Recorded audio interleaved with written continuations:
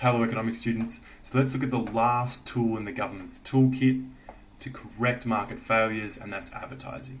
What the government's trying to do with advertising, and sometimes they'll fund it directly, sometimes they'll create the advertising through their government departments, so they might subsidise it or they'll directly create the advertising.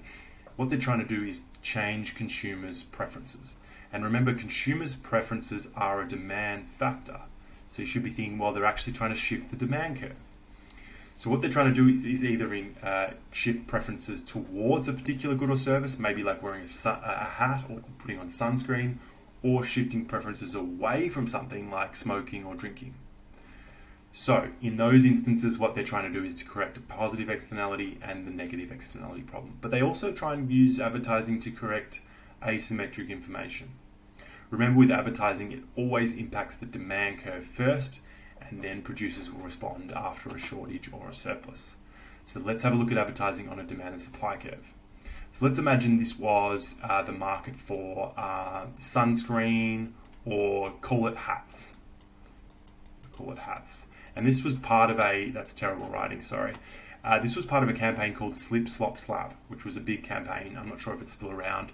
The government was trying to do two things.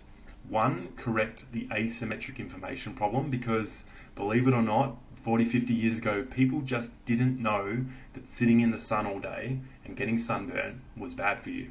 So the government did, and they were trying to tell consumers, hey, you don't have all the information, you don't know that the sun is bad for you.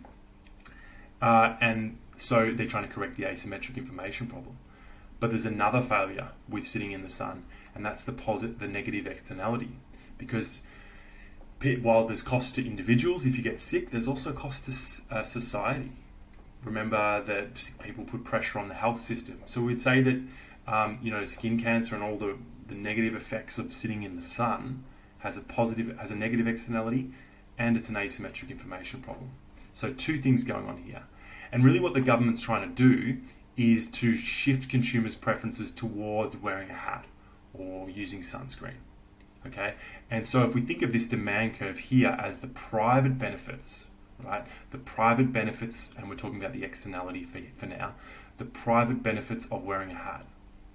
Remember that consumers are not going to take into account the social benefits over here of wearing a hat. They're not going to take into account the benefits that it provides to society. So what the government's trying to do is shift the private benefit curve out to the social benefit curve out here. So we have a new demand curve which forces consumers or helps consumers to take into account the social benefits. So D1 is demand plus advertising, or after advertising. And you can see here that as the demand curve shifts to the right, we have an increase in price and more resources being allocated towards this particular market. And we arrive at a more efficient point here, a more efficient allocation of resources, more resources being allocated towards wearing a hat and wearing sunscreen. Okay, so preferences have changed. Let's look at another example where they're changing preferences in a different way. I'll only play this for a little bit, but let's see if it works.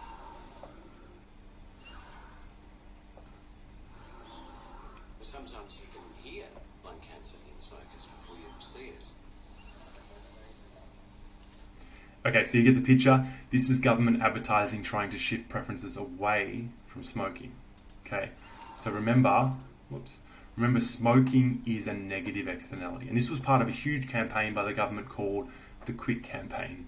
If you're into watching those ads, you can Google Quit Campaign on YouTube. You'll find heaps of different, pretty gory ads.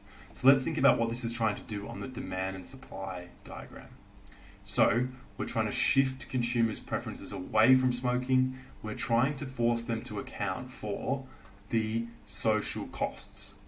Remember, smoking has a negative externality. We're forcing them to account for the costs that they impose on society, both through secondhand smoke and through pressure on the health system again. So once we force them to account for the social costs, we're shifting the demand curve to the left. And again, the price will decrease. We shift the demand curve to the left. The price will decrease and less resources get allocated towards this particular market. So over here, the demand curve will shift to the left, prices will decrease, and less resources will be allocated towards the market for, let's call this cigarettes. Okay. All right, so that's how advertising works. They're trying to change preferences towards or away from a particular good or service. And we always shift the demand curve to show what's going on. All right, bye for now.